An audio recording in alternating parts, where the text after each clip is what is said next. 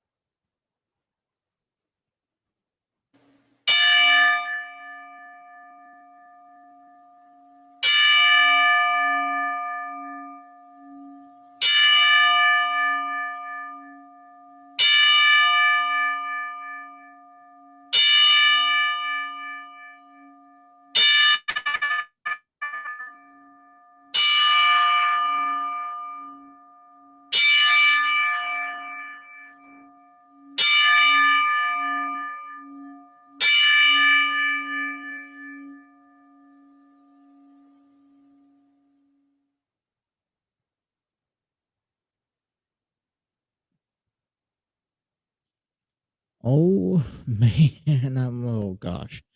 Good morning, everyone. Welcome to the throw in here on the TNC Sports Talk YouTube channel. Uh, I completely forgot last night that I dropped my camera, so the camera angles are all completely whacked up. I'm gonna have to fix that.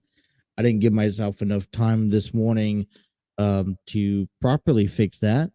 What's going on, everyone? Happy Wednesday, January 18th. We have made it halfway through week 3 of this new year, and you know this one sits a little bit different. I don't remember the last time I had to use those 10 bell salutes for anyone in particular, but this one was well deserved. In a retrospect, unfortunately, getting the news last night. So it was yesterday evening, a little after 8 p.m. Eastern time where I'm at, that I, was checking my phone. I was kind of going through Facebook and just, kind of figuring things out, what I'm going to do for this morning, kind of getting the final preparations made.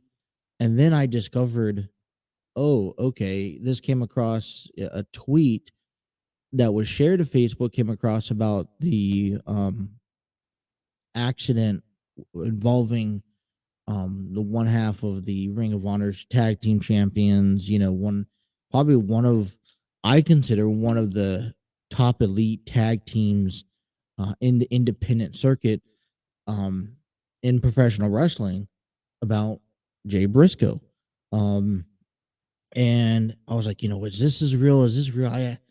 You know, I, because a lot of times you get those little tweets or those false reports about something happening, and there was last week there was the mistake of that one tweet that was or that one information that was leaked that was to be false about the WWE selling to Saudi Arabia. Well, I'm like, all right, so I'm jumping on the phone, I'm texting anyone, is this real? Is this real?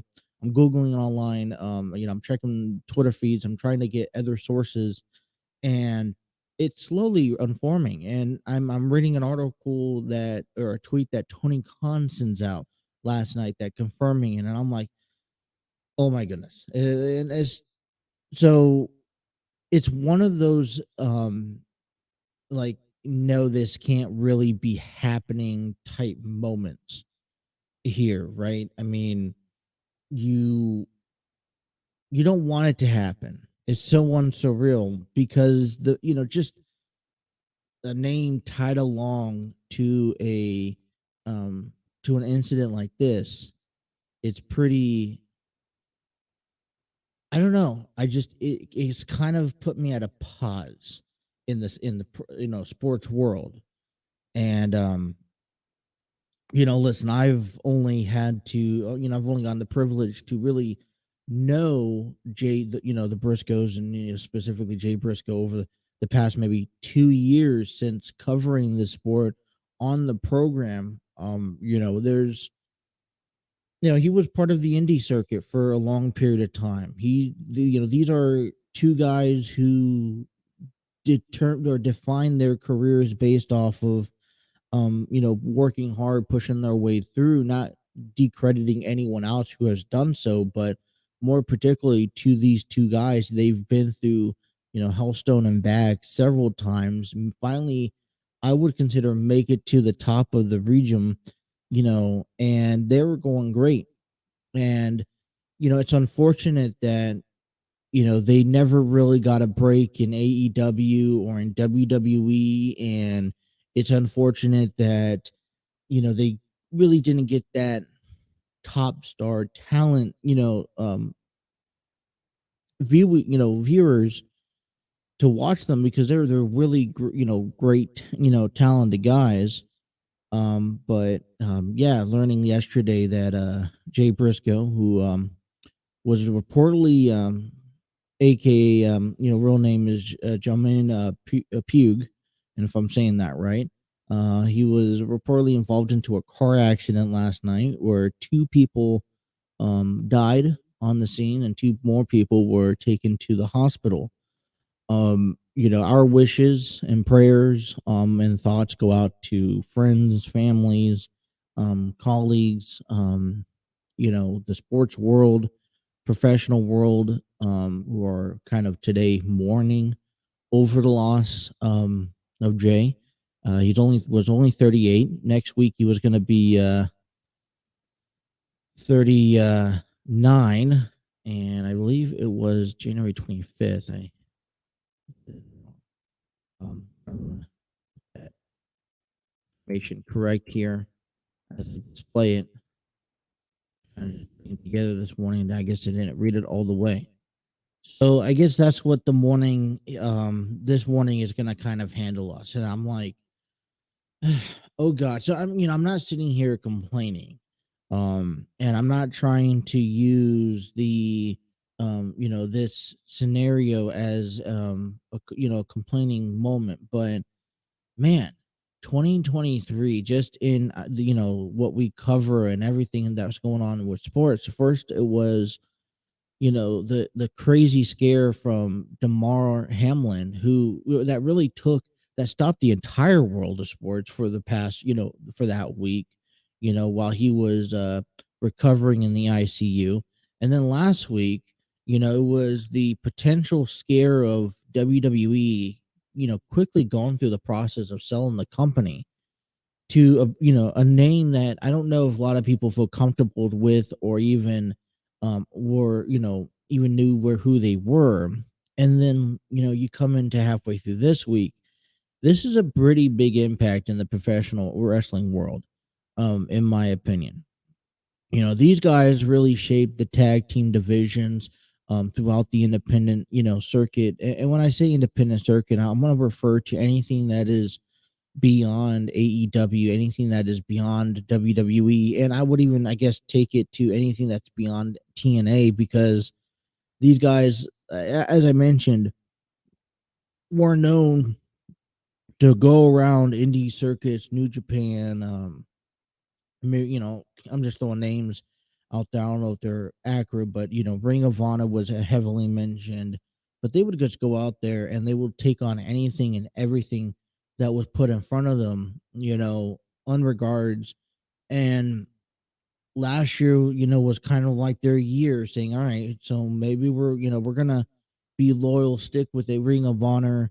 But listen, anything calls, we're gonna attend to. And man, I guess I can't wrap my head around the things that potentially could have been here in the near future that just wasn't here quite yet. So today, it's kind of, I guess it's kind of like one of those days again, that you're trying to just kind of make sense of it all.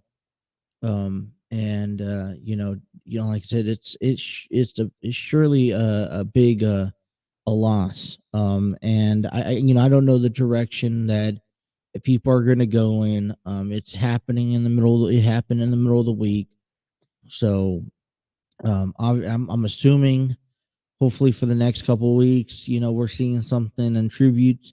I'm pretty sure AEW is going to do something. TNA, Ring of Honor. Hopefully, I would love to see WWE do something along that line, and hopefully, pay some sort of tribute to him. But gosh, this is kind of some I don't know, some stealth breaking news coming out this morning.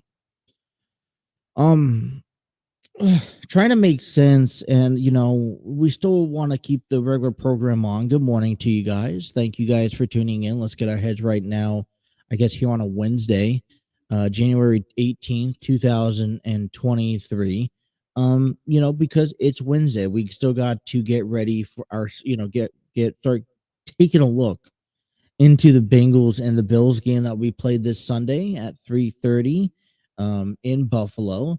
I want to kind of start talking about this, team, game that's coming up. I'm a little scared. I mean, I'm seeing reports. I'm seeing, people are starting to put in their bets, and they're saying, oh, Cincinnati's going to walk away with this one. The one thing that I'm kind of looking at as of this morning between the Bengals and the Bills game is that this is not so the Bengals and the Bills both have problems with their team. We saw that last week. We saw a lot of it last week. But the Bengals have the Bengals are problems compared to the Bills problems. See, the Bills problems they could fix. The Bills problems are simple. They're not really dealing with injuries. They're dealing with simple errors, whether it's ball control, whether it's pass protection for Josh Allen, whether it's the run. The Bengals don't have that. They have different problems. They maybe have problems that they may not be able to fix, and they're even in a worse spot coming into this weekend than they were last year when they were heading into Tennessee in the divisional round. And so, I mean, I get worried.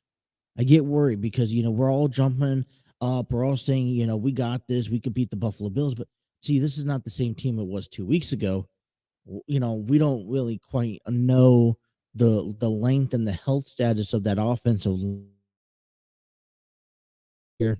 And, Joe Burrow, man, I love the kid, but he's only, he can only do so much.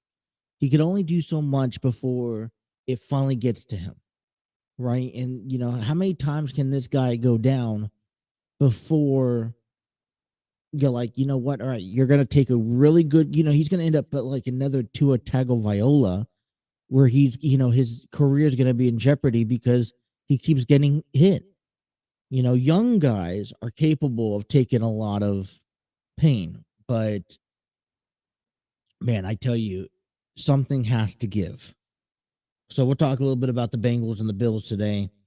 I'm also going to focus a little bit on the Cincinnati Reds because I'm a little agitated coming into this morning because every corner you see in Major League Baseball is,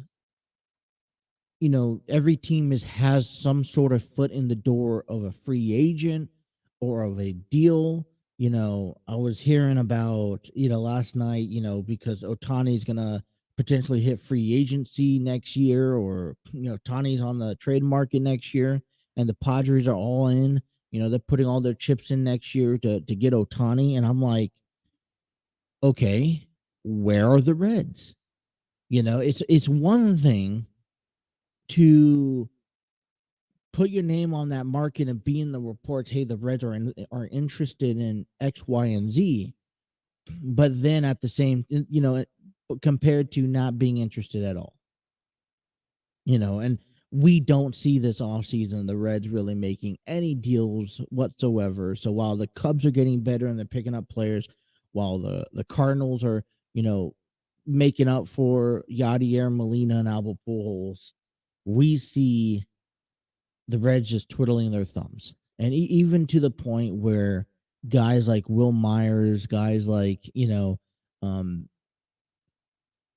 also Ra- Ramen, who's returning back, Kevin Newman, they're not really blockbuster deals. They're not captivating me.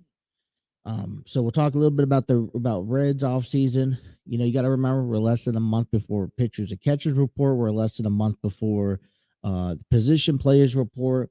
You know, I know you guys, football is coming to an end and playoffs are still here, and I love the timing between the Super Bowl, and then all within that week, college baseball kicks off, Major League Baseball starts reporting.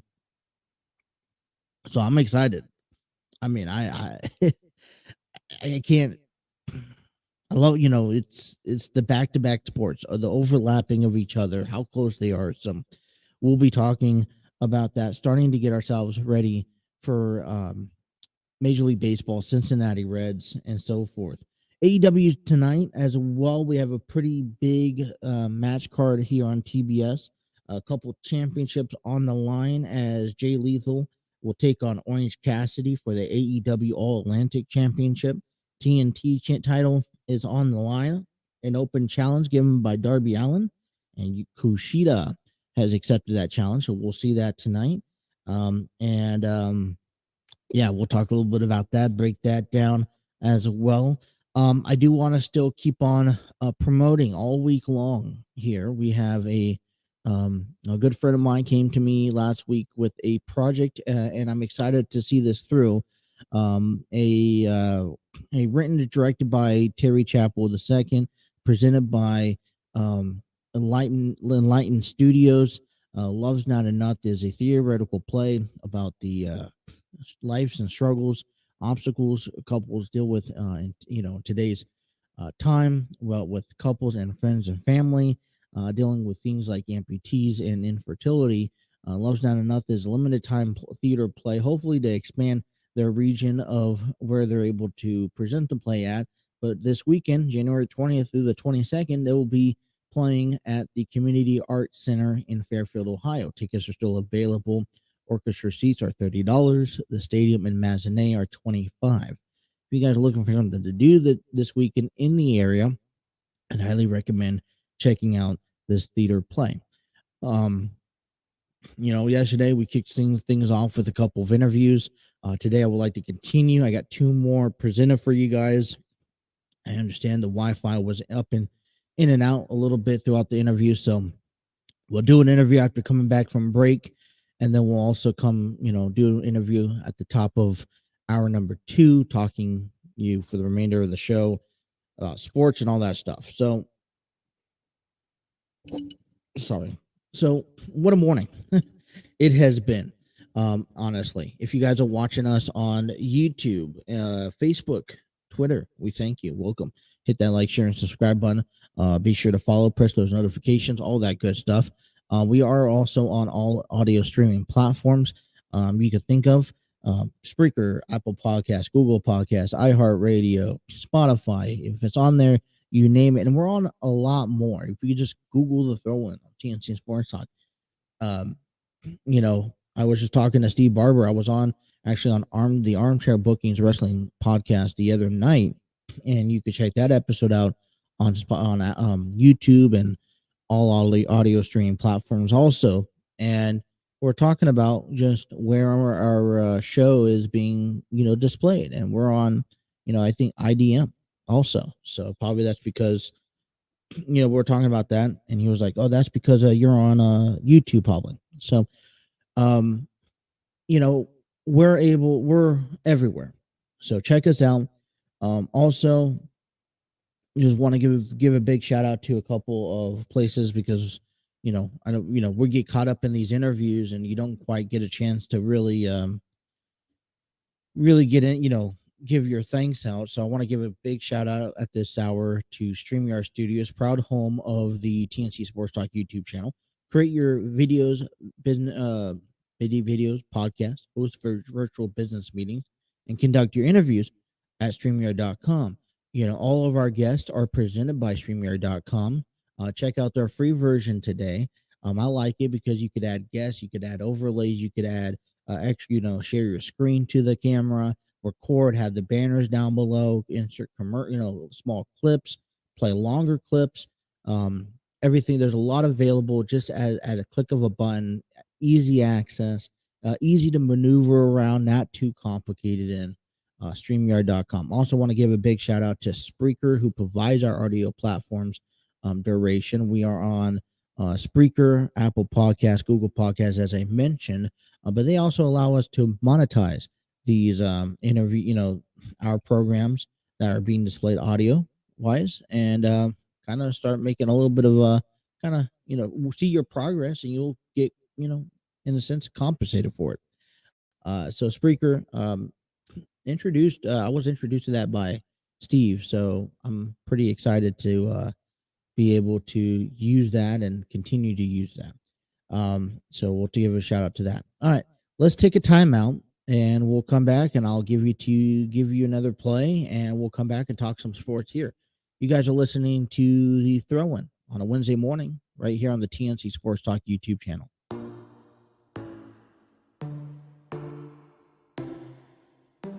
Inside your bedroom, we stopped counting the days, lost in the rhythm. Physical silence. If any No need to speak a word, lay here beside me. Don't wanna move too fast. Your lips on my flaws, sipping on your love, sipping on your love. I never dare to ask if we're gonna last. I'm needing all your love, needing all your love. Oh, oh, oh.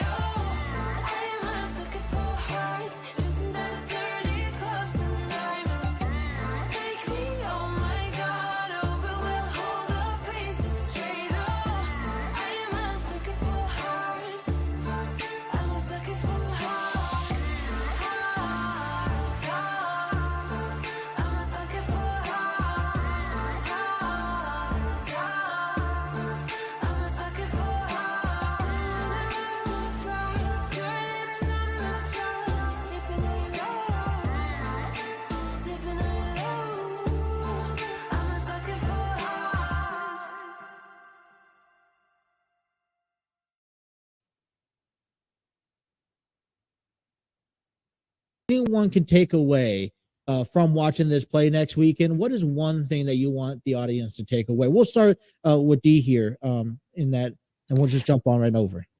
Okay. I want the audience to take away the idea. Alrighty, well, it looks like we have the wrong screen video playing. Well, let me get to the right one here. Share video. Da, da, da, da, da, da.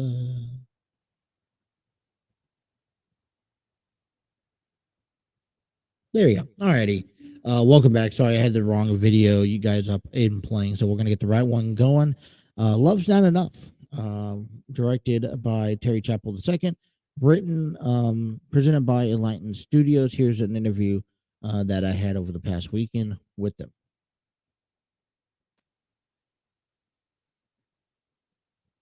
What's going on, everyone? Justin here from the TNC Sports Talk YouTube channel. I want to take this time and promote an upcoming play that is presented by Elightened Studios, written and directed by Terry Chappell.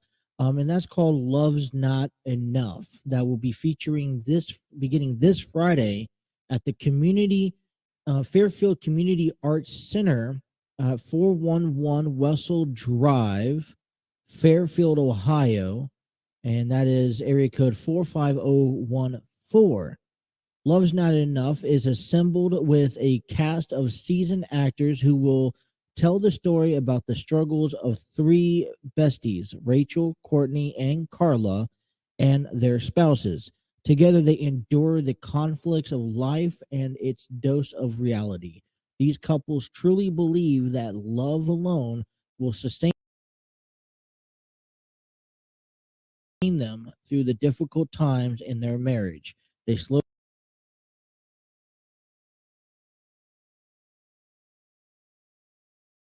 learn through their own stubbornness that it will take more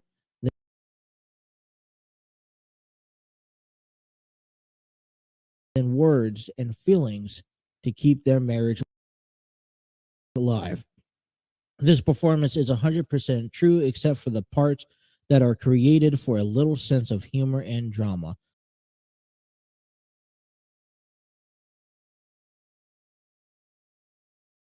Love's Not Enough shines a light on difficult subjects such as the not so shameful topic of male infertility, the struggles of an amputee, the exposure of deep family secrets, and overcoming pain caused by religion. Get ready to experience the roller coaster of harsh realities with moments of tear jerkers and joyous celebrations. There will be 4 plays that will be presented starting on January 20th at 7 p.m., Saturday, January 21st, 2 p.m. and 7 p.m., and Sunday, January 22nd at 2 p.m. Now, I've been given the opportunity just to sit down with some of these cast members and talk to them and pick their brains about what it's like getting into theater. And one thing I could tell you that this has been a diverse group of men and women of all ages, from kids to adults, people with vast experience in theater to even upcoming first-time theater cast members. I highly recommend, if you guys are in the area and you guys want to check out their play, is very sensational, and it will leave you with the direct message, captivating every moment. Love's Not Enough, presented by Enlightenment Studios, written and directed by Terry Chappell II. I encourage you guys to head out there, check them out, and I hope you guys enjoy these upcoming interviews that I have on display for you. Be sure to check out all the information in the worlds of sports at the TNC Sports Talk YouTube channel. Thank you. Alrighty. Well, we are talking with here Andrea, correct? And D, both involved into the upcoming play Love's Not Enough, that's coming, that'll be played on Friday, Saturday, and Sunday. Thank you guys for joining me. How you guys doing this evening? Thank you. Doing pretty well. It's Friday night, and the Bengals will be playing on Sunday, so I'm very happy. Yes, absolutely. I'm doing great, trying to stay warm and looking forward to next week. Absolutely. Oh, great. I'm having microphone issues and everything. So just, this place coming up, it's, we're just talking about it before the recording, and there's a lot of it's right around the corner. December hit, the holidays hit. Yes. And what are the preparations like? We'll start off with you, D. Like getting ready, mentally ready for this you guys are performing it 4 times over a 3-day span. So kind of what's the preparation like going on for you for the next couple of days getting ready for the performance of Love's Not Enough? Okay. Well, we are looking forward to setting up the stage, getting it prepared for the cast to come on board and uh, get their stage blocking and everything that needs to be done prior to the performance. Uh, a lot of uh, a lot of props, a lot of lighting, staging, uh, making sure that everyone is on cue so that it does flow nicely, it becomes really connected as far as the story of the Love's Not Enough. We have been working on this for so long, and getting the right cast members involved with the with the play and with the performance. We have put a lot of time and effort and auditioning, and so now we have come to the pinnacle point where we are ready to perform this piece. It is inspiring, it is uplifting, and it has so many great messages that we want to bring the audience so that when they are leaving the auditorium, they'll be talking about it for the future. Yeah, definitely excited about this upcoming play. Like I said, it's Friday, January 20th, and it'll go on through um the 22nd. Now on the 21st, which is Saturday, you guys will have one at 2 p.m. And one at 7 p.m. How do you guys, I'll go just one after the other, how do you guys get mentally prepared for those consecutive performances? And especially for you play Carla, okay, who's friends of Rachel, and there's a lot of stuff that's going on in Carla's, as in Carla's character, right? You're pregnant, right? You're dealing with having to deal with your lover in the Air Force who is now across seas. Now you're also searching for your biological parents. There's a lot of complexion going on into this, character alone. How do you mentally sustain yourself, heading into knowing, hey, I got to do this for 4 times within a 3-day weekend? Yeah, that's a great question, Justin. And it's funny that you even asked me that because I've been thinking about it. But I have previous experience in this where I've done plays and I had to do the show twice in one day. Um, and when you asked about like mentally preparing for it, some parts of Carla I have actually lived. Some time ago, I did have a relationship with a man that went overseas. Actually, he was in the Afghanistan war. So I Oh, draw yeah. back from those memories, and I include that into this character. And then even playing as a person who was looking for their parent, I have a parent who kind of went through this experience where they found out who their real father was later on in life. So I draw from that personal experience into this role. And spiritually speaking, I pray and I attend church. And so that just helps me to be centered on why I'm doing this, to bring forth that message of love, hope, dedication, and peace too, because Carla is like this bridge person. She brings everybody together, even though she has a lot of different trials. And again, I just draw back on previous experience in my own life to bring forth this character. Mhm. D, your role here is not mainly so on the screen, right, or on the stage. It's more so in the Correct. background, making sure that everyone has what they need, or Mhm. whether it's calming someone down, rehearsing someone's line, or even like Mhm. you said earlier, making sure the stage is right, making sure the angle on the lights are correct. When it's shining down on someone. Mhm. What keeps you together? Because I know that could be very well overwhelming. I know you got a great team. Terry is a great guy, and he helps everyone out. But that's a lot. So how do you keep yourself composed going into this coming up weekend? Well, the one thing that I work on is a game plan from the beginning. It does take the entire ensemble to come together and give their best performance. And as an acting coach, I find that sometimes I need to uh, give them some direction, or maybe mentor the actor on certain scenes that they're in. We want to see their best.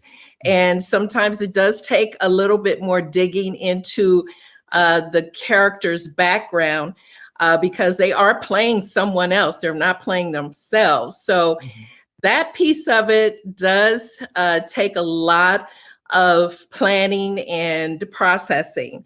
And so the bottom line is when you see the play and you see the characters start to really come together, that's the very important piece.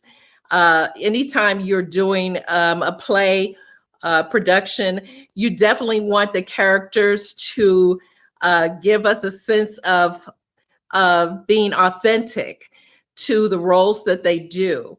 So if we have several of the actors that may find themselves struggling a little bit, we try to give them something that will allow them to think more about digging more into that character. So that's what I look for. Of course, I won't be a spectator.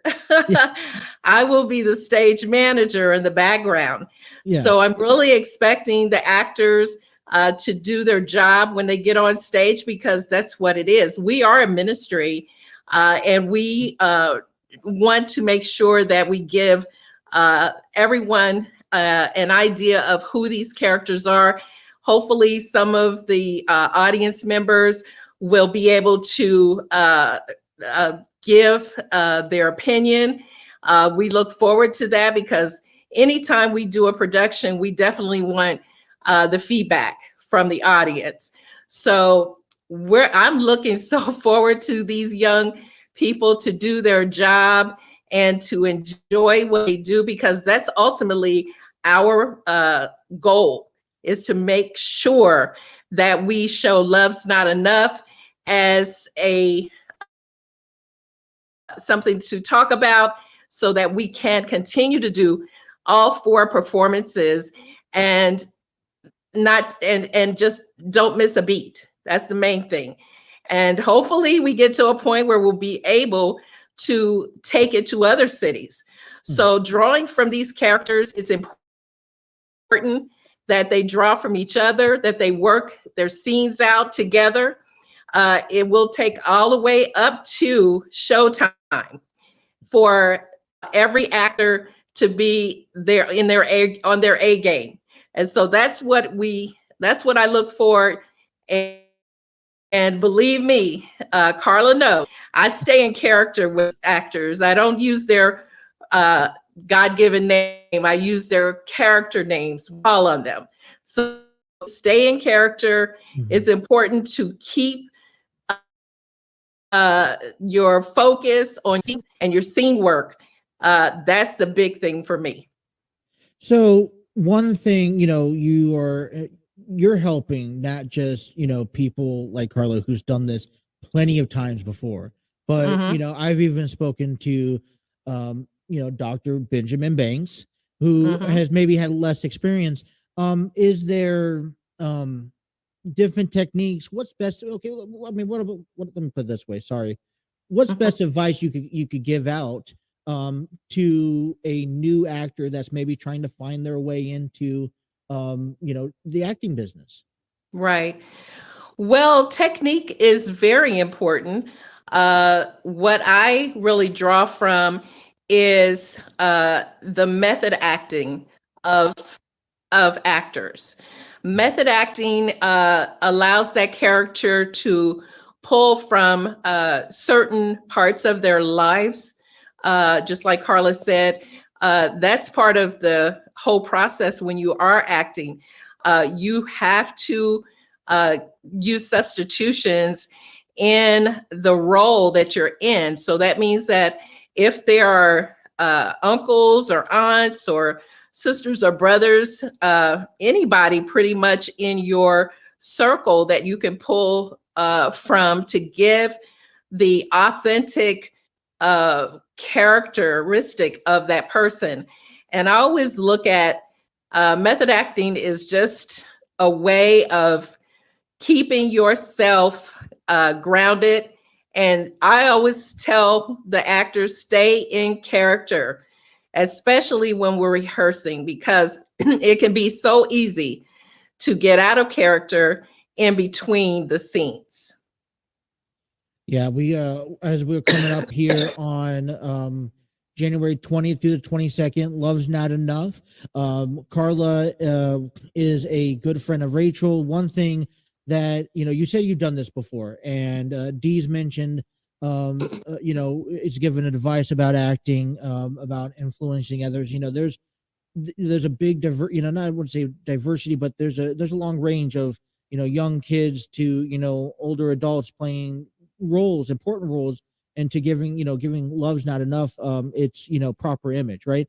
Carla, you've done this before. What is how do you go into a play and trying to leave back something that you could pass along to the younger kids are trying to also try to figure out, hey, is this what I want to do growing up as well? That is another good question too, because I've mentored people in the past, and one of the things that I tell them with anything that they want to do is make sure this is something you want to wake up to, not something that, oh, okay, I'm good at, but you don't have that passion. It doesn't make you get up in the morning and you're like, yes, I'm going to do it. So with acting, it should be something that you look forward to, like look forward to putting on screen life experiences from your own personal life or others. If you enjoy doing that, enjoy bringing forth a message, or just want to shine a light on a particular topic, I say go for it. That's where the stage is. The stage is for that. The stage is for to show forth life experiences. It's a place where you can teach people something that they never seen before. I think about some of the movies that I've watched in the past. It was a movie, and I kind of forget the name, but it was about these Black engineer women, and I didn't even know about it. And Taraji Henson, she did such a great job in that role that I end up uh, looking it up online. Like, is this really a true story? Yeah, yeah. Yes, and I ended up finding Yeah. women at that time when the movie showcased, they were still alive. So I was like, oh, this is awesome. And then, I ended up finding out one of the ladies, she won an award because of that. Had they Yeah. not put on that movie, that woman wouldn't have got recognized. And none of us would have known the wonderful achievements that she has done. So Mhm. that's kind of my thing to future actors, remember your purpose on why you're in front of the screen? Is this to show forth life experiences or to teach people things that we don't know? Yeah. Mhm. Now, Mhm. I do want to. I believe the movie you're referring to is called Hidden Figures. Yes. Yes. Hidden It's a great Figures. movie. I love it. I got to watch it at least once a month.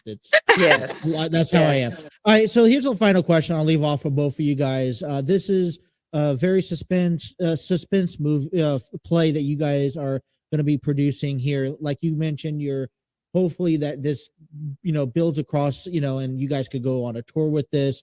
And but what is one thing, if anyone can take away from watching this play next weekend, what is one thing that you want the audience to take away? We'll start with D here in that, and we'll just jump on right over. Okay. I want the audience to take away the idea that this is a true story. Uh, it gives hope and it gives possible endurance into the lives of several couples. There are 3 couples that are giving us their complete interpretation of the sanctity of marriage. Marriage is very important.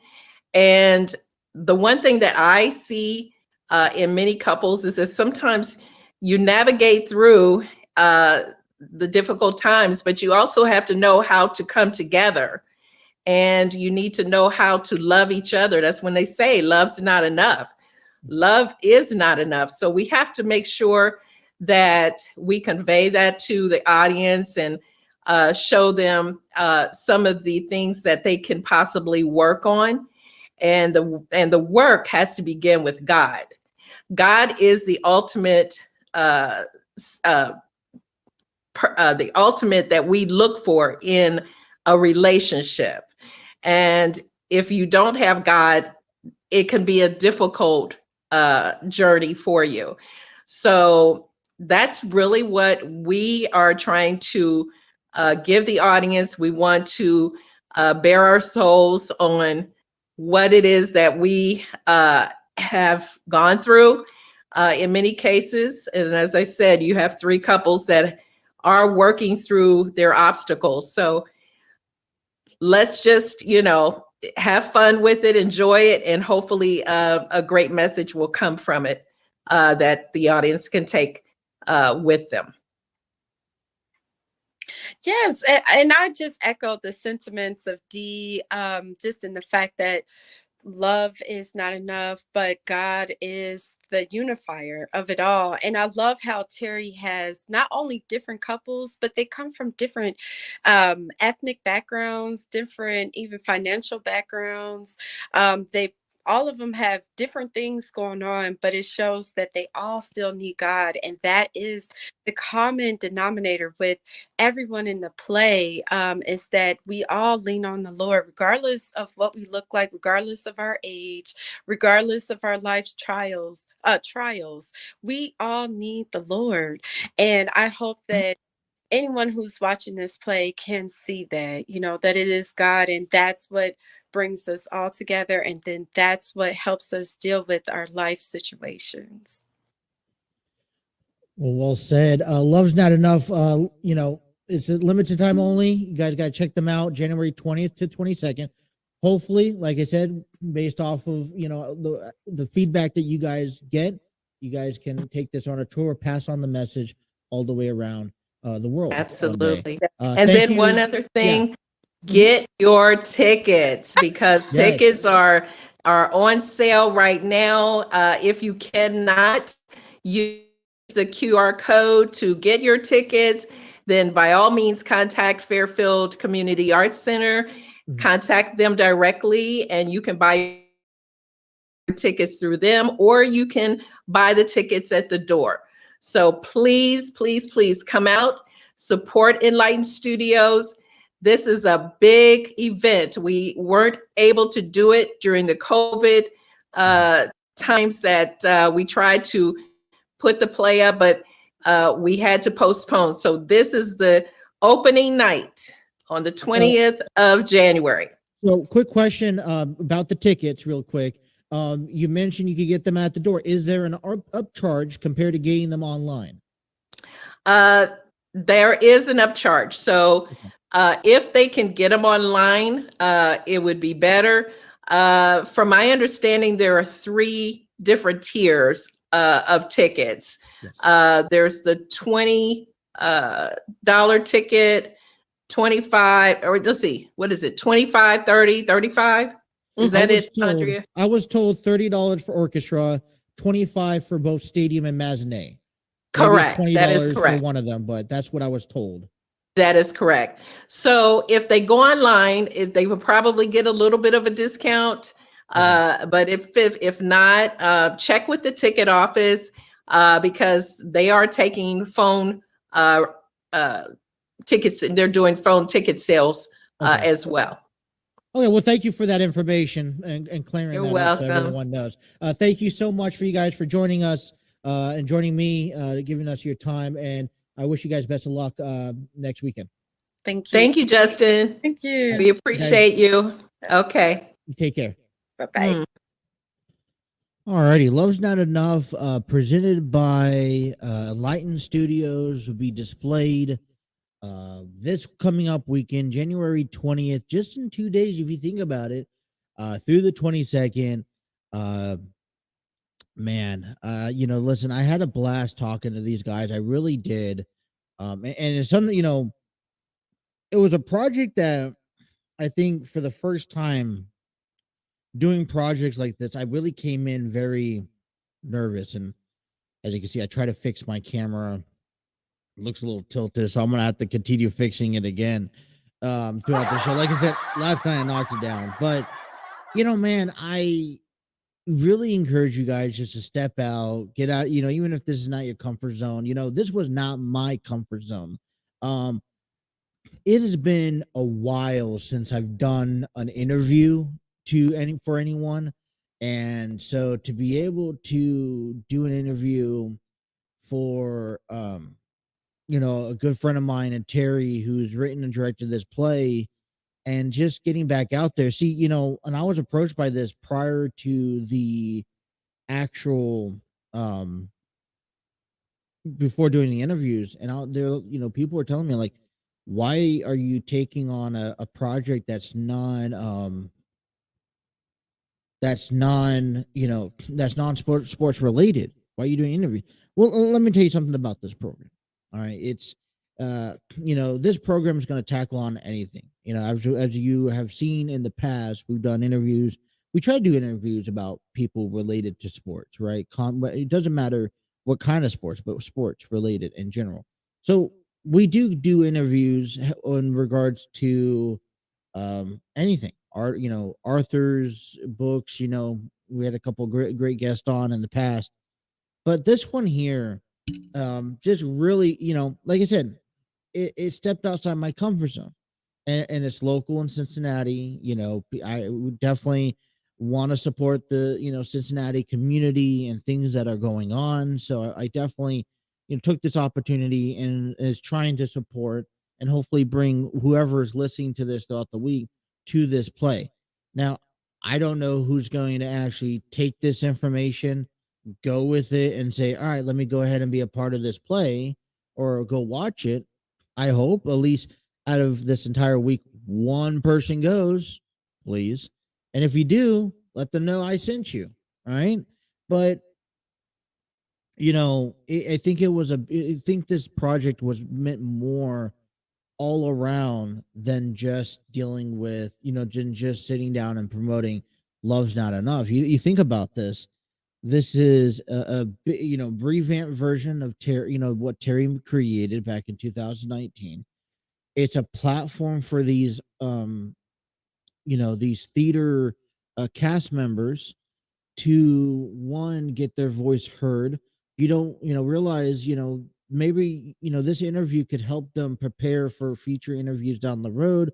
It could mentally and physically help them prepare for the performance coming up this weekend. And, you never know.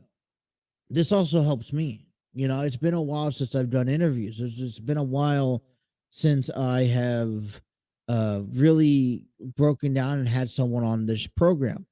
So it's kind of like in a sense of, all right, let's give it back. Let's give back a little bit, right? Let's give back.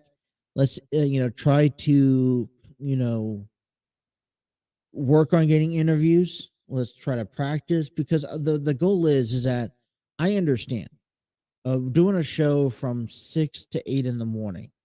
You think about this is being on the East Coast. You think about people that are on the West Coast is 3 hours earlier. Getting guests on my program is limited.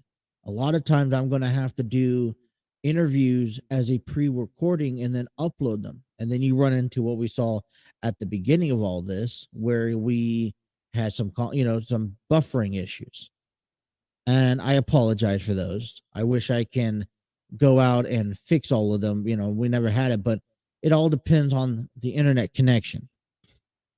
But I've had a blast. It wasn't the subject that I wanted, or intended for, and it's something outside my comfort zone. And I think it's always good taking that risk, getting outside your comfort zone, trying to figure out exactly what's going on. And you either fail, or you succeed. But see, I've learned a lot. Not just from these group of men and women who I got a chance to talk to, but I learned about a lot about what I could do better, and what I could change. And in this type of category of doing podcasting and hosting shows, this is part of that work. It's like doing some PR work and whatnot. So I had a blast. I learned a lot. A lot of support.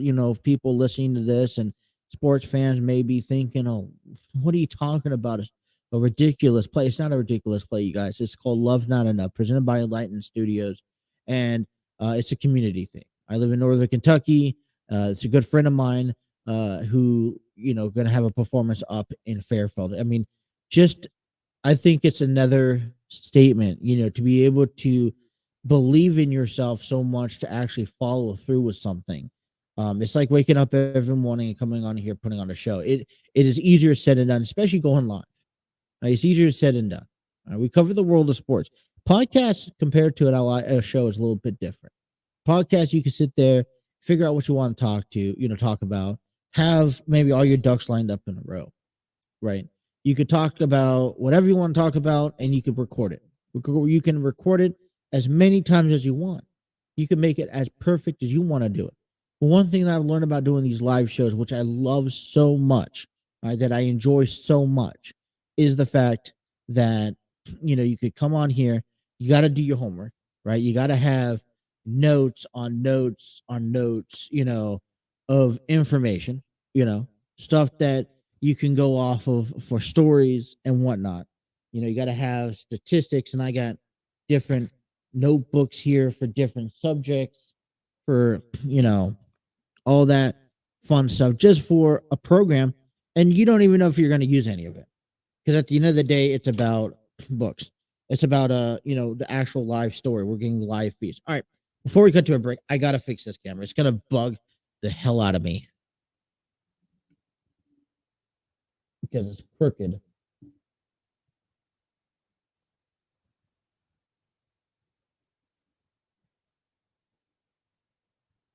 we go. All right, maybe.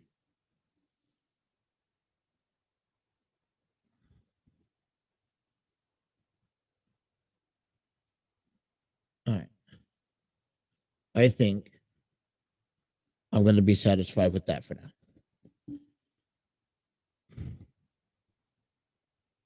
Gosh, I I appreciate it, you guys. I had to. It was lopsided when I knocked it over last night, and I knocked it over last night, put it back up. I was like, I'm gonna fix this in the morning. Logged in, completely forgot it was crooked left. You saw the entire ugly background. That no good. And then when I fixed it during the interview, man, that's a whole nother story. All right, hour number one complete. When we come back, I want to take a break from the interviews. We'll go back to them. I want to talk some football, because hey, we got to get ready for the Bengals and for the Bills this weekend. But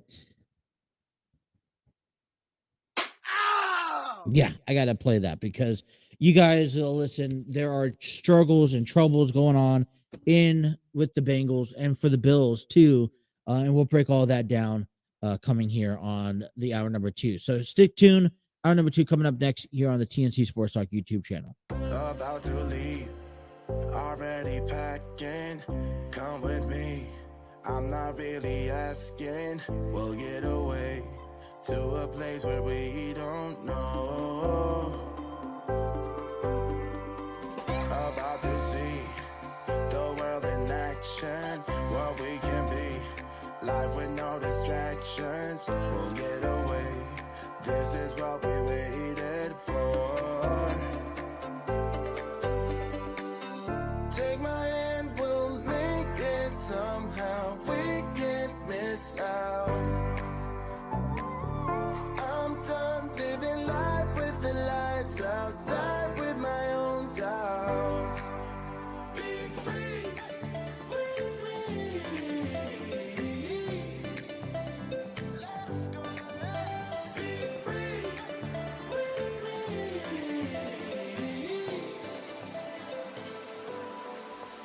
Be free.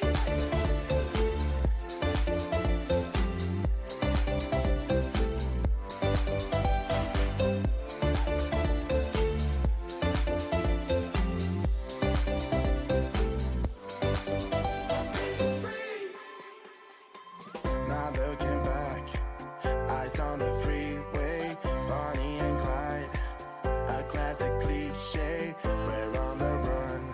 This is what we waited for. Take my hand, we'll make it somehow. We can't miss out.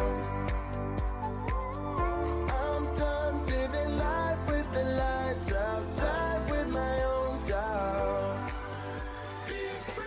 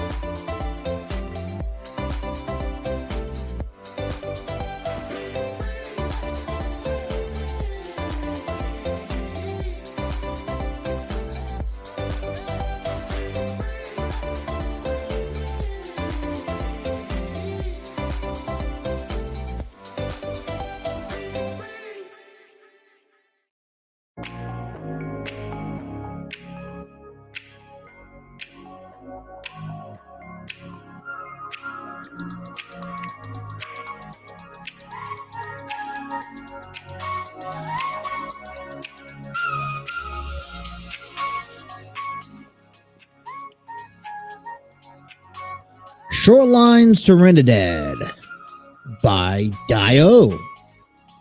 Available on Epidemic Sound. I want to give a big shout out to Epidemic Sound, where you can discover your world-class artists, composers, and bands, find the perfect soundtrack, and give your social media accounts the music they deserve. Epidemic Sound is a royalty-free music link. For more information, check out epidemicsound.com. I want to give a shout out to them. Listen,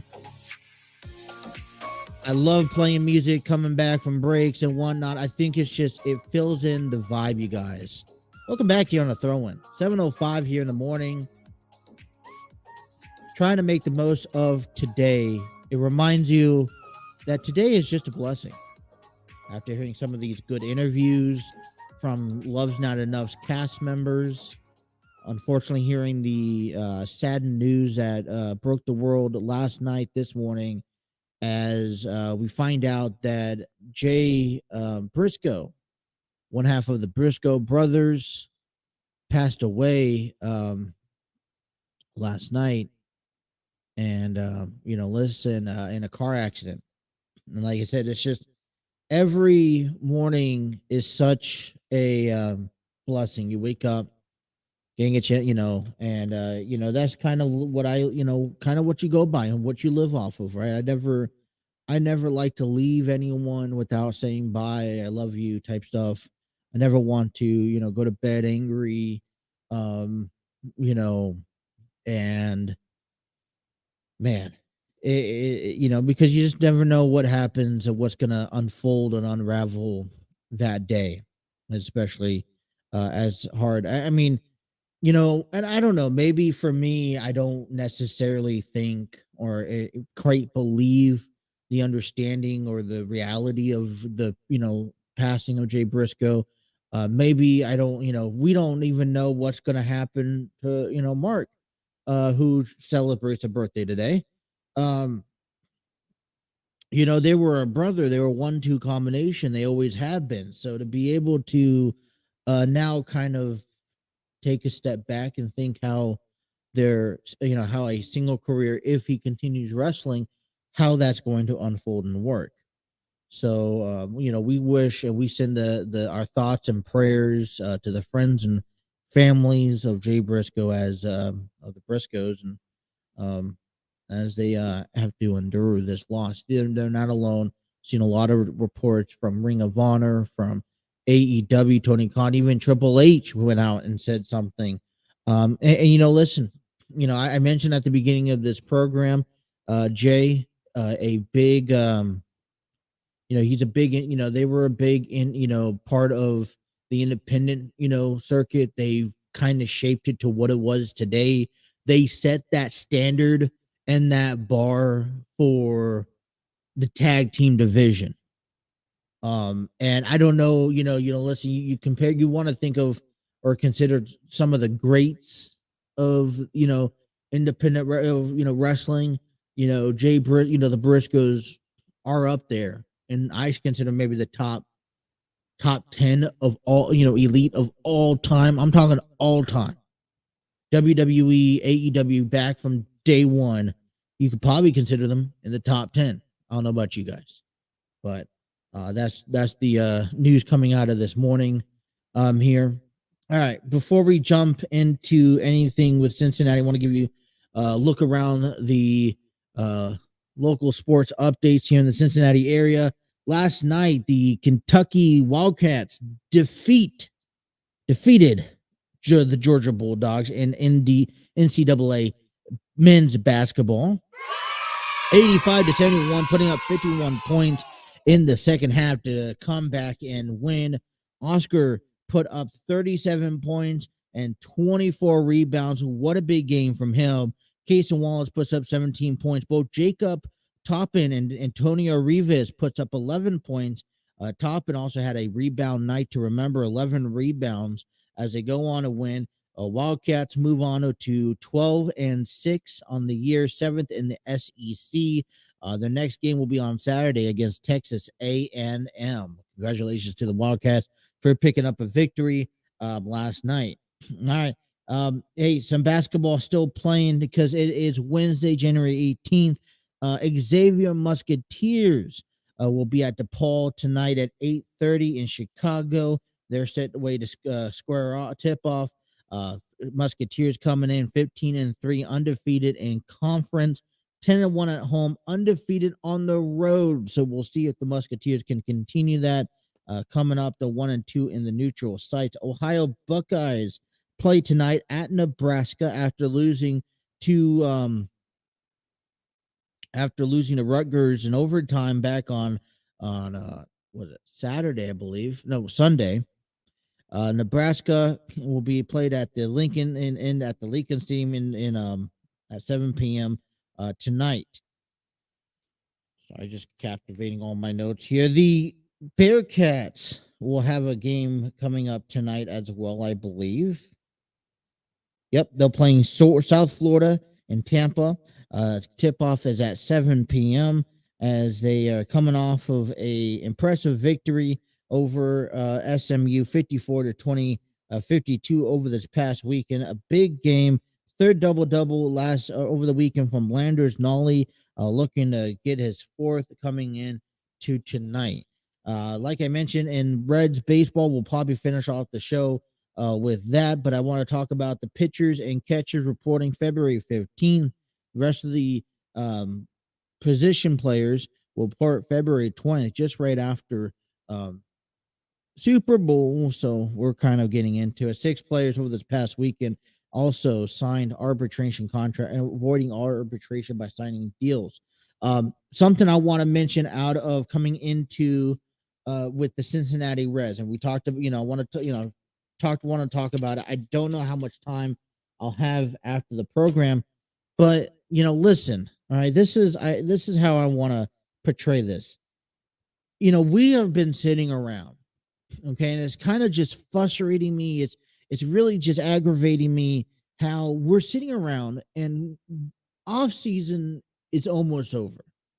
And the goal of the off season is to pick up, you're obviously there's free agencies trying, that are leaving the organization. You're trying to find the right coaching staff who can give you that momentum going into the season.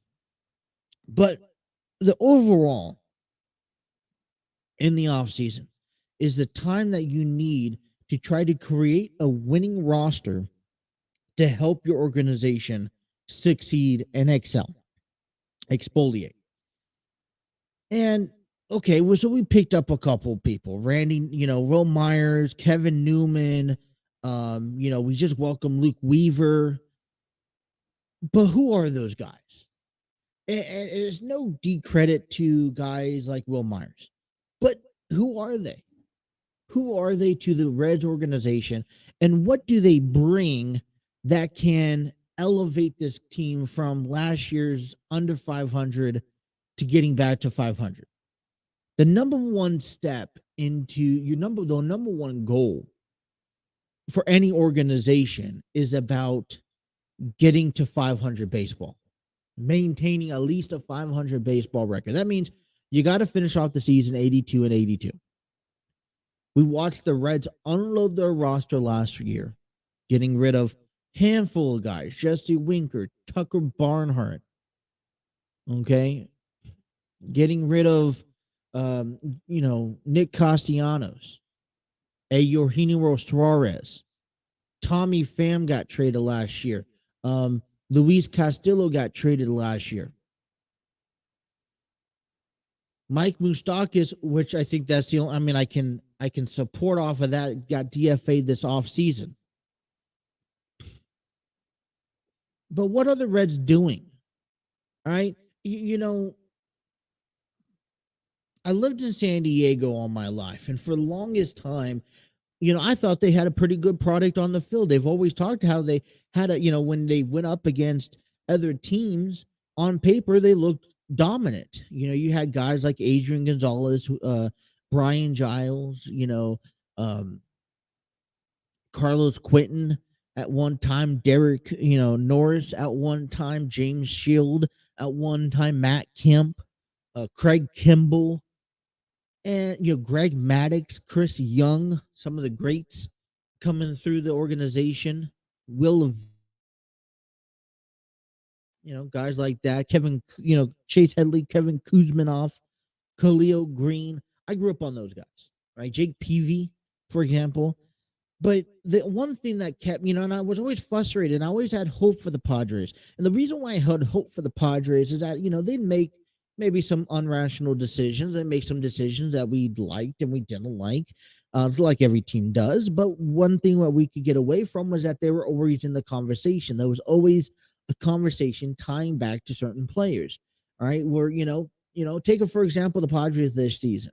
All right. They have a team. They're trying to go out and win a World Series. They came close to, they went to the NL National League Championship, NLCS. And I'm completely, I'm happy. I'm satisfied with them. And I'm, I want them, to do well. But one thing why the Padres are so successful is that every story that comes out there, the Padres are affiliated with. Right. And then it's the stories that it's the deals that they're making that they're not affiliated in that stories. We're, talking about guys like Eric Hosmer. We're in the hunt for Eric Hosmer, in the hunt for, trying to pick up, the Padres always seem to be in the hunt. And the issue that we're coming out of Cincinnati is that, yeah, listen, we know that we're not going to spend money. I think that's given prior to the offseason. But at the same time, it's, if it would make me feel comfortable and make me feel maybe confident that at least the Reds are making an effort and trying, if they can at least be in the stories. If you look at the rumors about free agencies and what team is looking at who, you don't see the Reds anywhere on that list. There's no name that is affiliated with the Cincinnati Reds heading into, in this offseason as a free agent, as a trade, whatever the circumstances is. That's a problem. How can you be? Aroldis Chapman is in the Miami Marlins is talking about Aroldis Chapman. Now, I don't know if Aroldis Chapman is going to Miami or not, but just the fact that the Marlins are tying their name to that guy. Okay. The Padres are tying their name into Ohtani next season. That's the statement right there. That's where we need to be at. I don't care at the end of the day if we get these guys, get these players or not, because I honestly do know where the Reds are at today. They're going to win with what they can work with and who they have. And they're not going to go spend extra money. And I get that, even though, it's frustrating to watch the Reds, knowing the potential they have, knowing, if you go out and you pick up a couple good starters or relievers, that you could be just that much better. Wilson Contreras was on the market. The fact that the Reds could not even be in the conversation of Wilson Contreras. Eric Hosmer is on the roster. The fact that you cannot, you're okay. And we know that the Reds are not good enough to just settle in whatever players they have on the field. And yes, the Reds have a couple, their bullpen and rotation. They need some work. They can't rely on younger guys, especially the rotation, in that rotation, one or two veterans that they may pick up in a month, hopefully, crossing fingers. But, listen, it's frustrating when you look in, when you type in Cincinnati Reds, or you go to the Major League website and you see a list of free agencies, and then you see the teams of each individual players that kind of potentially want them, and you don't find a Reds name or Cincinnati tie along to any of those. That right there for me is I would say a slap in the face in a sense. It's like, there's no effort being made as a fan. And I will tell you this as a fan, and it's unfortunate, I apologize in advance, but as a fan, you guys, we have, if we see ourselves attempting to make an effort, regardless if we do or not, then we could put ourselves in a position for better success. Man, it's frustrating to see that. All right, gonna step aside. We're gonna come back. I want to talk some Cincinnati Bengals football. Yes, we're still gonna get to the interview. Yes, we're gonna, hopefully we can talk about AEW a little bit. We may have to put a pin in that as we approach that maybe tomorrow. All right, don't go nowhere. TNC Sports Talk. Don't go nowhere on the TNC Sports Talk YouTube channel. The Throne will return right after this.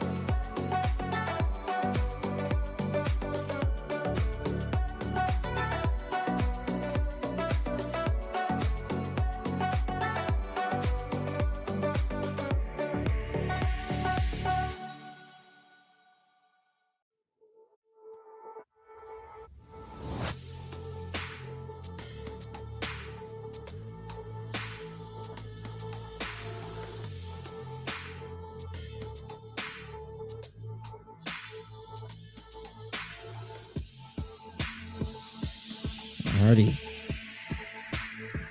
One thing I don't realize is maybe I'm poorly deciding and answering putting on these interviews, but one thing that I don't notice is that these interviews take up some time, including breaks and whatnot. So try to get that at the 30-minute mark in about a few minutes. But I want to talk about Cincinnati Bengals football here as they get ready for the Buffalo Bills this weekend.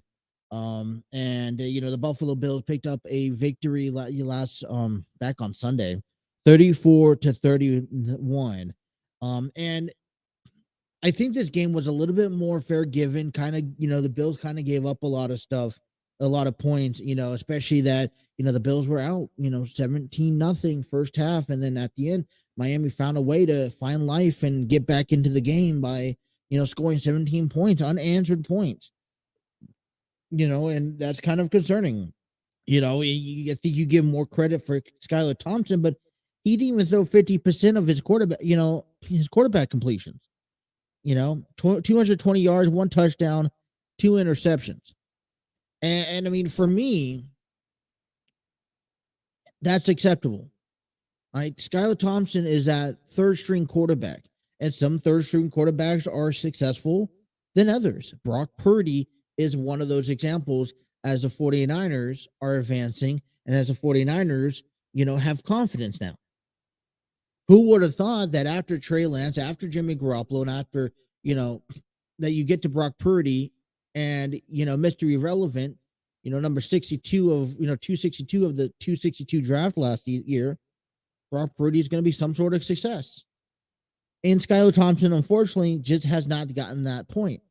With the crappy, and part of my, and like I said, no disrespect to Skylar Thompson, but with the crappy performance, the game was still under by 3 points.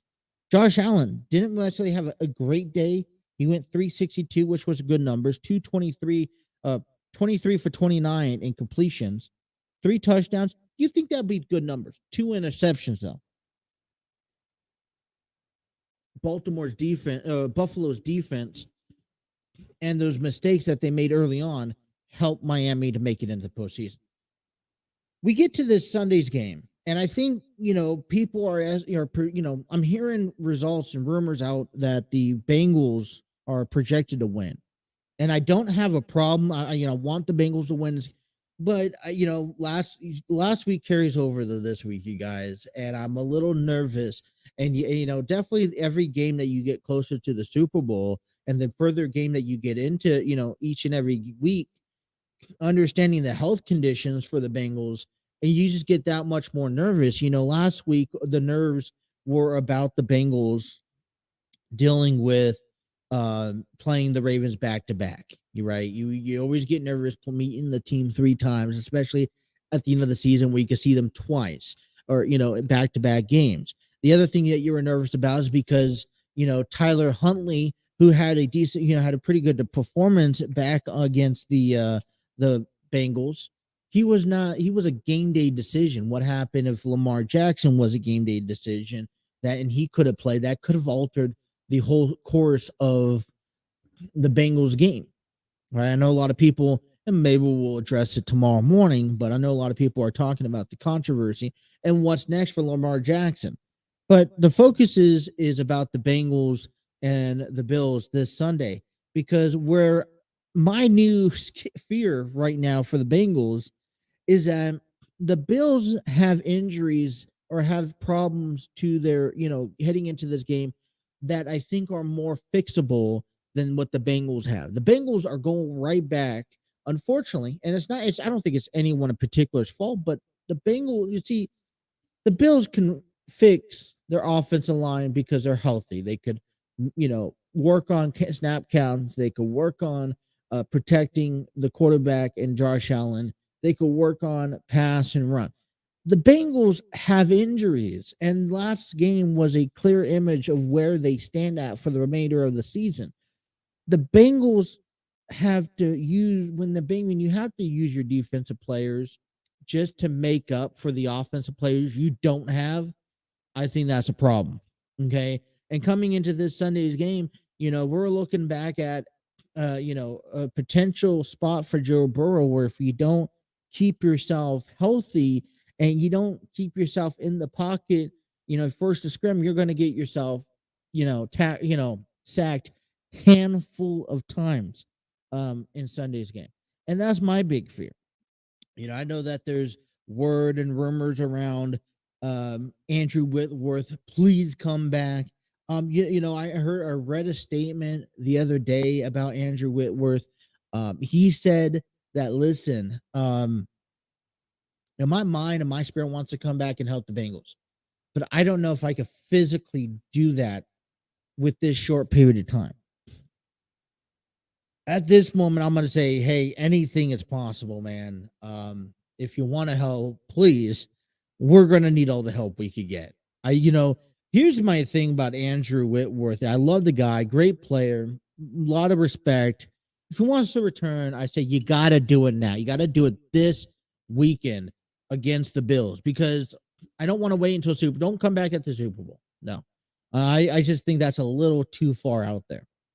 But come back this weekend and hopefully and try to help out, because anything anything can help. We need some help. I know that fans are out there, they're confident, and they're maybe analytics saying, hey, the Bengals could pull this off. But even if the Bengals could pull off a victory against the Bills, which I am more confident in than the Bills pulling off the victory, but like I mentioned, the Bills' problems they could fix. The Bills' problems, they don't have Von Miller. But the Bills' problems they could fix. Is the Bengals' problem without an offensive line, you guys. You don't have the run game, and you don't have the pass game. And you can't rely on the defense to carry you throughout the game. And especially when you're facing Josh Allen and the Buffalo Bills, you can't rely on the last possession of the game where you're up by a touchdown or 3 points or even 4 points, and you got to stop the Bills and Josh Allen because he can go down. I mean, the Bills had a solid, besides the 2 interceptions and that fumble recovery, all right? The Bills had an incredible offensive possession game last week.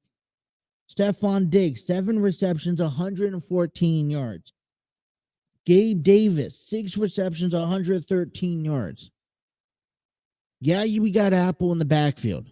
But there's, but the pass rush game, the defense Bill's defense can't stop us. So which one's going to be worse? Can we stop the Buffalo Bills offense and the performance that they had last week? Because they put up 34 points. We only put up 24. We're down by 10 already heading into this game. That means our defense are going to have to step up to the plate.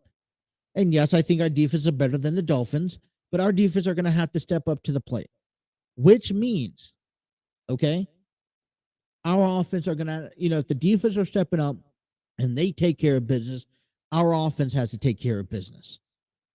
And if our offense has to take care of business, it starts with that offensive line. It starts with the line that protects Joe Burrow, that gives him 5 to 7 to 10 seconds in the pocket, avoids getting sacked every time. As I mentioned, he's one person, he could only get sacked so many times before he starts going out. They need, we thought we corrected this at the beginning of the season, and we did not. It took us a while. Okay, maybe the chemistry wasn't there, whatever you want to call it. We have bigger issues in that offensive line. And if you want to see the Joe Burrow to mix in, Chase, or Jamar Chase to Joe Burrow relationship on Sunday, we need to provide that protection. We need to also provide the run game, because if we do happen to get out to a 24-7 lead or to a 41-0 lead, like we could, we're going to have to establish the run game still. There are 3 things to win a football game today. The run game is number 1. The defense is number 2. And your offensive line is number 3. all week long we've been talking about Love's Not Enough, a play presented by Elightened Studios. I would like to present you another clip of an interview that I did over this weekend, and then we'll come back and wrap up the show for the day. Please enjoy. I'm going to take this time and promote an upcoming play that is presented by Elightened Studios, written and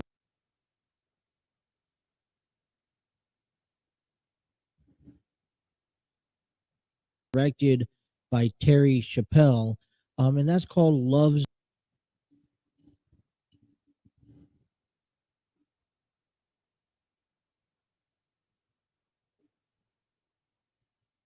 Not Enough. That will be featuring beginning this Friday at the Fairfield Community Arts Center, 411 Wessel Drive, Fairfield, Ohio, and that is area code 45014.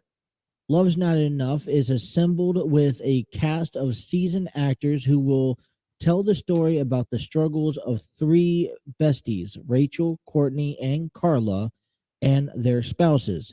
Together, they endure the conflicts of life and a dose of reality. These couples truly believe that love alone will sustain them through the difficult times in their marriage. They slowly learn through their own stubbornness that it will take more than words and feelings to keep their marriage alive. This is 100% true, except for the parts that are created for a little sense of humor and drama. Love's Not Enough shines a light on difficult subjects such as the not so shameful topic of male infertility, the struggles of an amputee, the exposure of deep family secrets, and overcoming pain caused by religions. Get ready to experience the roller coaster of harsh realities with moments of tear-jerkers and joyous celebrations. There will be 4 plays that will be presented starting on January 20th at 7 p.m., Saturday, January 21st, 2 p.m. and 7 p.m., and Sunday, January 22nd at 2 p.m. Now, I've been given the opportunity just to sit down with some of these cast members and talk to them and pick their brains about what it's like getting into theater. And one thing I could tell you that this has been a diverse group of men and women of all ages, from kids to adults, people with vast experience in theater to even upcoming first-time theater cast members. I highly recommend, if you guys are in the area and you guys want to check out their play, very sensational, and it will leave you with the direct message, captivating every moment. Love's Not Enough, presented by Elightened Studios, written and directed by Terry Chappell II. I encourage you to head out there, check, and I hope you guys enjoy these upcoming interviews that I have on display for you. Be sure to check out all the information in the world of sports at the TNC Sports Talk YouTube channel. Thank you.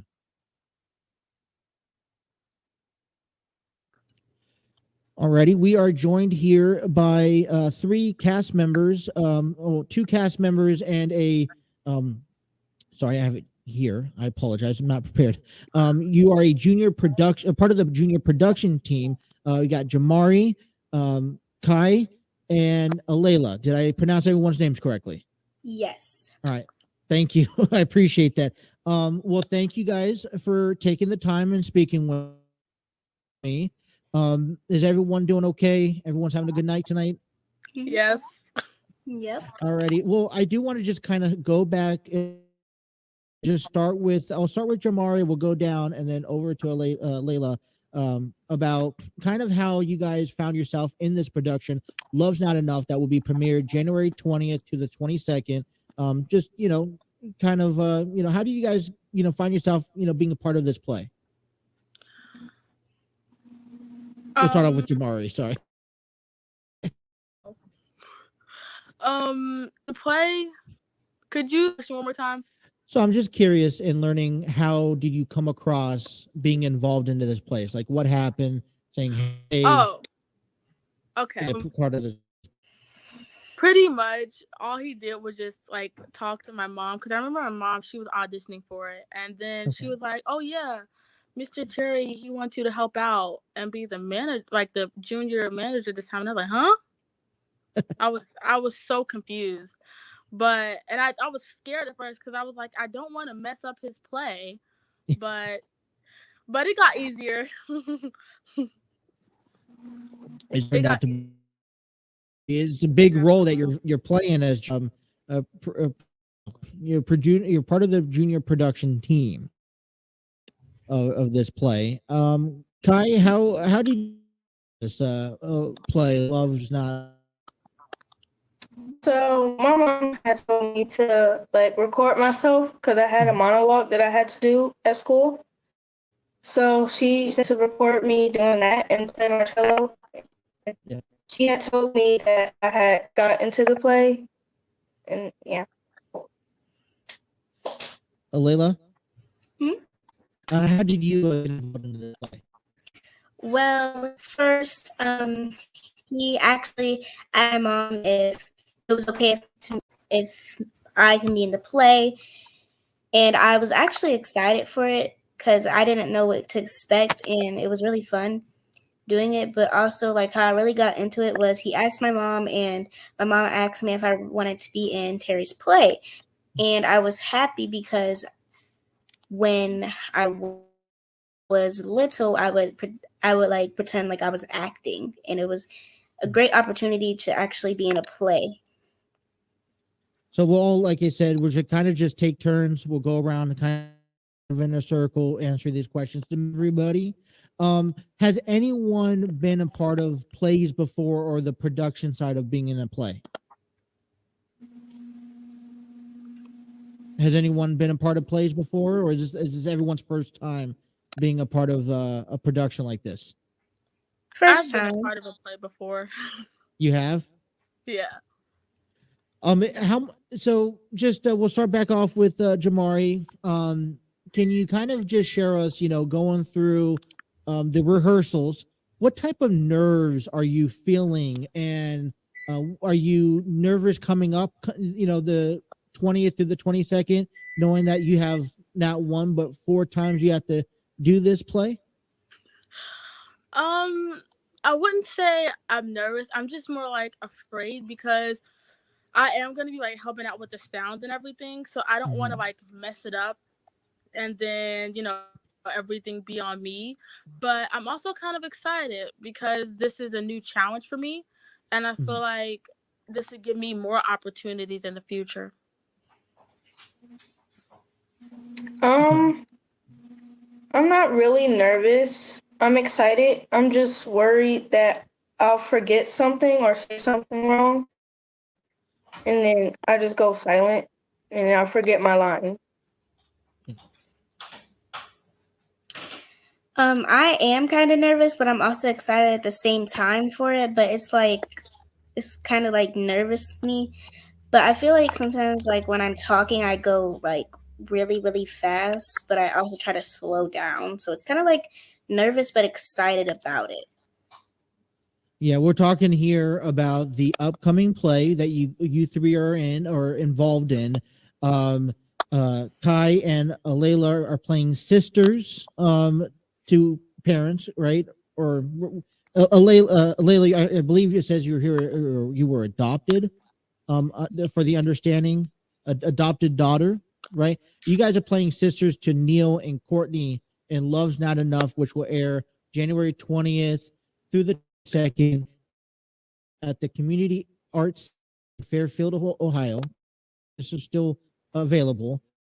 So, kind of one thing I kind of want to, just you have a large crew. What type of support system has been given to you in getting ready for your roles? The crew that is that is part of the play.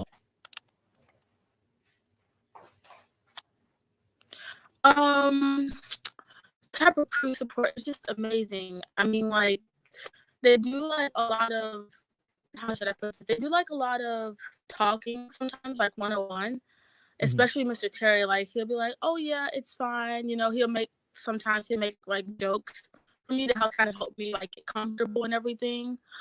Same thing with Miss D and Miss Nikhil. They're all just such amazing people. And they really they make you feel like you're a part of a family.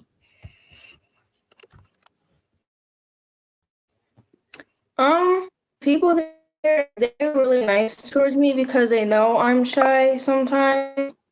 So they try to include me and stuff and help me be more and look at my show. And yeah. They're really amazing people. They're hurting when you're like sad or something. They're always cheering you up. They have great energy and vibes. It's just really nice being there. And they're just like really there for you. If you're going through something, they're there for you and they're really helping you. They're just really amazing people, and I'm happy for like everybody in the crew. That everything is like amazing being there with them. So, the play Love's Not Enough. In your understanding, could you guys give me, maybe in a sentence or two, what you guys think the purpose of the meaning that you guys want to leave behind the audience after the play's done? The purpose and the meaning for me is just like, I want the audience to leave knowing that even if you're going through something, it may be the same thing that your best friend is going through or your uncle do, but through your prayers, God will to them and he will help you, whatever it is. If he may not answer right at the moment, but he will always get to you, always, and you're not struggling alone. So what we're asking here, I don't think you got the entire question, was that after the play is, what is the message that you believe the audience should be left of the play? I think they have to like keep having hope and never give up on their dreams.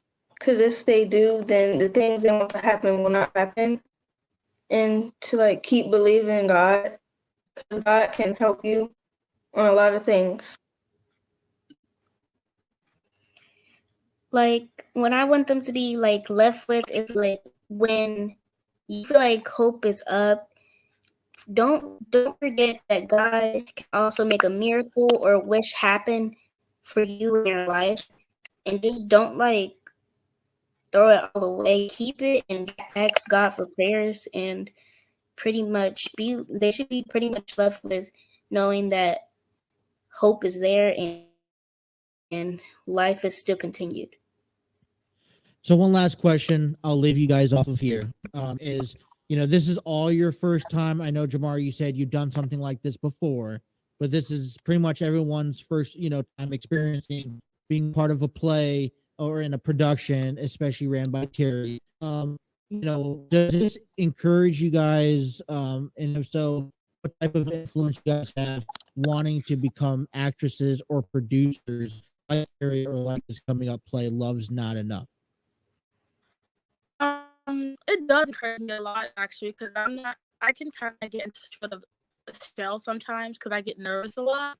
And I mean, this is my first time like being an assistant, like junior manager. So, because I'm used to doing the acting, so this definitely encourages me to, audition for more acting, but not just that, audition for production, like producing and managing sounds, because this is something I never tried before. And without Mr. Terry giving me this chance, it would have never happened. It encouraged me to audition for more plays, and it encourages me to become a director because I see how all the directors and people are up there, and I would really like to direct my own show and write my own scripts.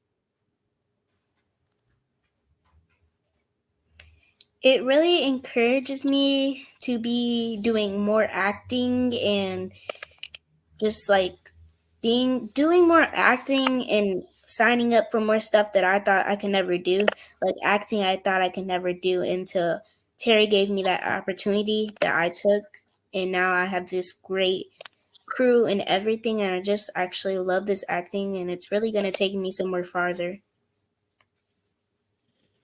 Well said. Well, Jamari, Kai, Layla, I want to thank you guys for taking the time and talking with me. I want to wish you guys the best of luck next week. Love's Not Enough play aired January 20th through the 22nd. You guys have one play the on the Friday, and you have two plays on Saturday, one at 7, and then the last one's on Sunday at 2 p.m. That's at the Community Arts Center in Fairfield, Ohio. Tickets are still available. Last questions. I'm gonna leave it here. What are some ideas or plans you guys have in mind in between shows on Saturday between 2 and 7? You guys gonna go do something, just hang out, or is there something planned as a team?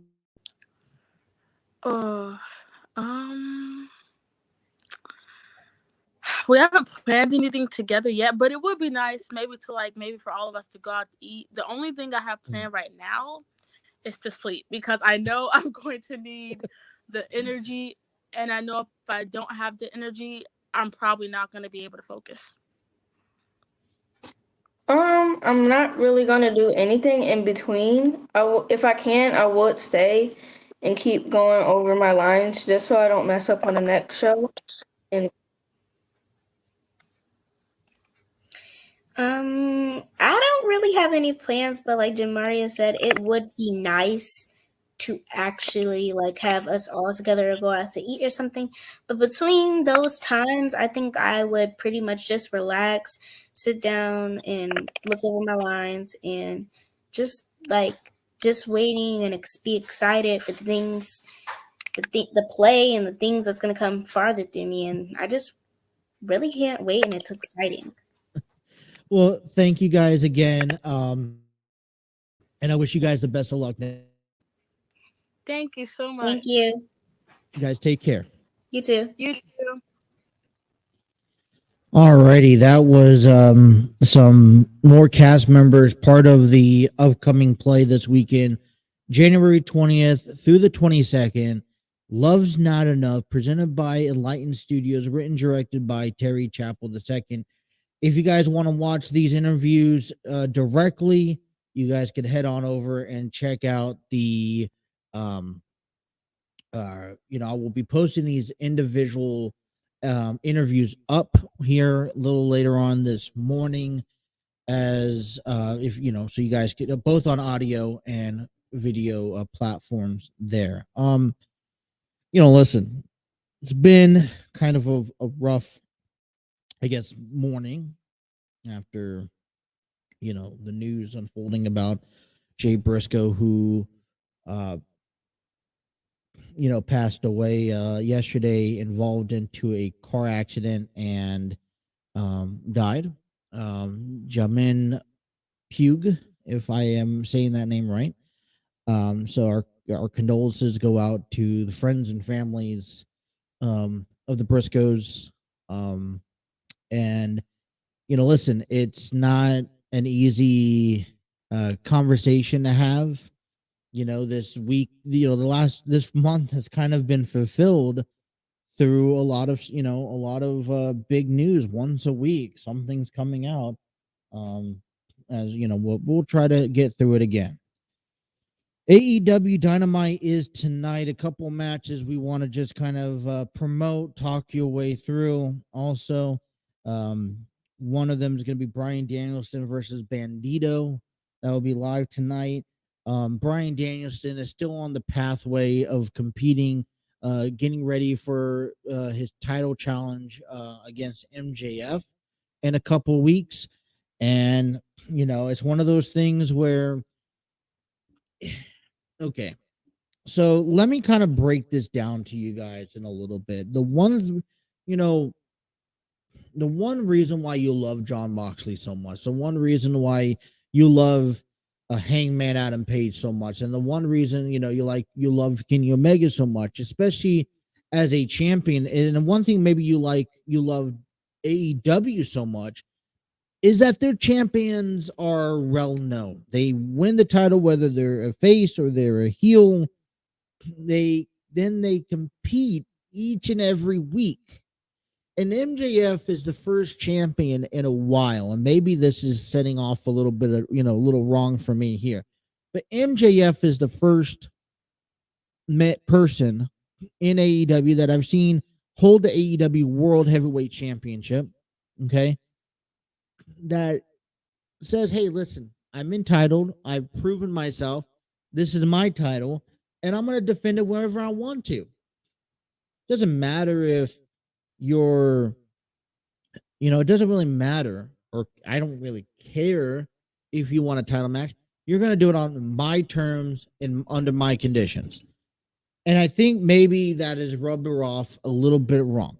Now, I think a good challenge is Bryan Danielson. Bryan Danielson has been with the company. There's a lot of people that have moved to AEW that has not gotten that right push. And for a moment, okay, even if someone is having a match weekly in AEW, whether that's on Rampage or Dynamite, there is still that moment or sometimes where they don't get pushed.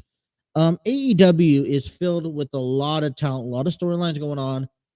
It is very easy to get confused watching the product, in my opinion. But and unfortunately, Daniel Bryan is one of those guys who's kind of lost in the mix. One of those guys who's kind of,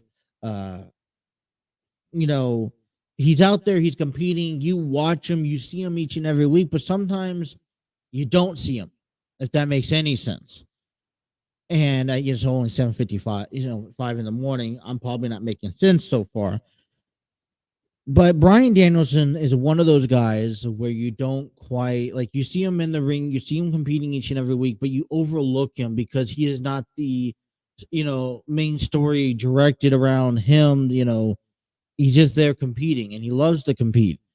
And then Bryan gets put into this title match that he probably does deserve. But, I guess for me, I don't know. I mean, people are, I don't know what people's reactions are. I'm not really necessarily thrilled. Okay. This is not no Moxley. Okay. Let me put it this way. Moxley and Hangman last week, for me, has already set the standard in matches still to come and more likely to win for Danielson and MJF. Every champion has this chance to write their own story as being champion. And, there are champions out there who does not write the right story. And you risk being forgotten about. There are champions out there that have held the titles that you've clearly, as a wrestling fan, forgotten about because their run was not significant enough. Before MJF became champion, MJF was a household product. He was a well-known name. He was a top elite name. He still is. But the way that he's writing his title run right now, or the way that I guess AEW is writing in his title run now, in my opinion, he's not going to be remembered. You remember Hangman Page last year having the AEW champion because he had to defeat Kenny Omega, who was at the top of that mountain 2 years ago.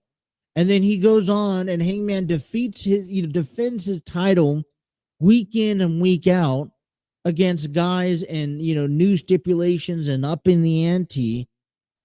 Then John Moxley does the same thing. And, even the 8-day run that CM Punk had, which I thought it was a complete, utter joke.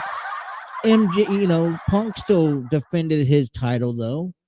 MJF is the only one that doesn't defend his title because he thinks he's entitled to it. And you know what? I just don't know if this type of storyline works for AEW because AEW is at a quick fast-paced mode. Like they are a, you know, they are they're quick. They keep on moving. And if you don't catch up with them, you get lost behind. There's a handful of athletes out there that with injury, with with injuries and with all that stuff, everything that's going on, they get lost in the shuffle of AEW because how quickly they move. And so my thing is that when this is all said and done, when MJF is done with this title run, I'm afraid that the only thing that there's not going to be a lot to remember. You can remember the matches that Hangman had with Omega, with Moxley, with Lance Archer. Okay, there was memorable, moments. But I don't know if this Bryan Danielson is going to be that memorable moment that the AEW championship should have.